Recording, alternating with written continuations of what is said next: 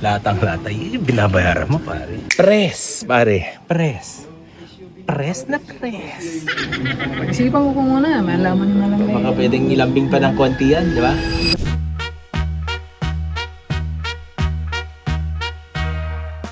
So right now guys, nasaan yan? Para tayo nasa gubat pare kasi mukhang may nakita tayo. Pare, ikutan mo muna kasi kompleto.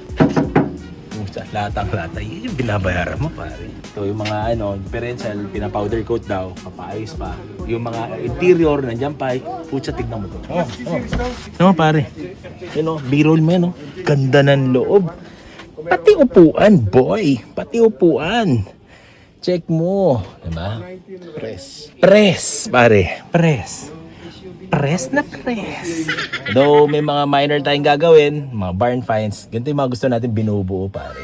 Check natin kung uubra ba or uubra. So kasama natin si Sir Dong, kasama natin Sir Angelo. Check natin tong kumbaga ito yung barn finds pare. Ika nga ni Boss Angelo, it's a Pablo.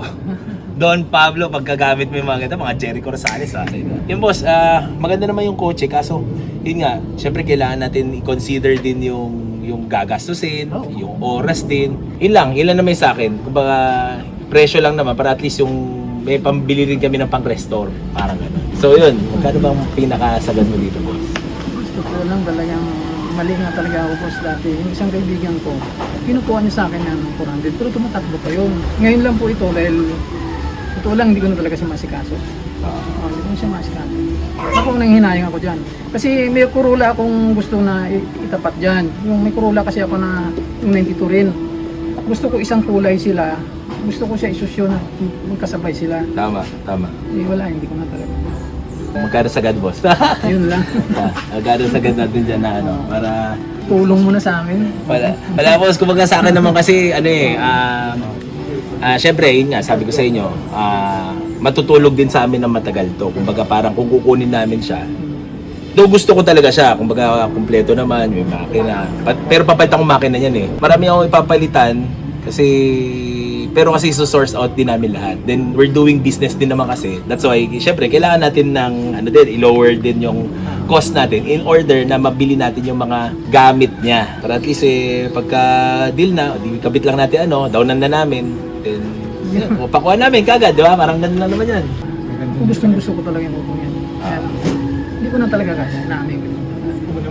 Pero kompleto yan boss yung Boss, if ever na kunyari magkasundo tayo ngayon, paano ang maging setup? Boss, ganito na lang. Huwag niyo munang wala kayong mag-down, gagawin ko sa tao ko, ipabuo ko sa kanya, ipakabit lahat, tapos balikan niyo. Para pag balik niyo, umaandar siya, ikabit ko lahat, kung ano man, basta ikabit ko lahat, itayo ko siya, balikan niyo. Sige, pwede. Hindi ko ibibigay, usap na tayo Sige. Hindi man ako doon na, kunyari nag-usap tayo, obligahin kita, hindi rin. Ang akin lang, gusto ko lang yung timeline lang, boss. Nandiyan yung mga gamit, boss, sa kabilang shop ko yung yung muli sarapan, tsaka yung pinowder ko yun, pinahiwalay ko Hindi ko kasi sa sinabay kasi nunti-kunti ko lang. Ay, boss, yung dash niya, pina-repair nyo, yan ulit na ganyan. yan pa rin po yan. Wala ko ginalaw dyan. Kasi nakita ko pati sticker nandun Ang pa pangit lang dyan, yung stereo. Di boss, tapusin na natin. Kumbaga sa akin naman, sige, balik na natin yung mga differential. Ako na magbubuo, boss, para para dandil na natin, para Sige po, yan. wala problema. Ato, nagpapasalamat ako sa iyo. Di boss, kumbaga, try lang naman ako kung magkano may tawad pa o Sa akin, type ko yung kotse, di kunin natin ulit. Tulong nyo na po sa akin. Wala Kasi boss, na kayo, ako.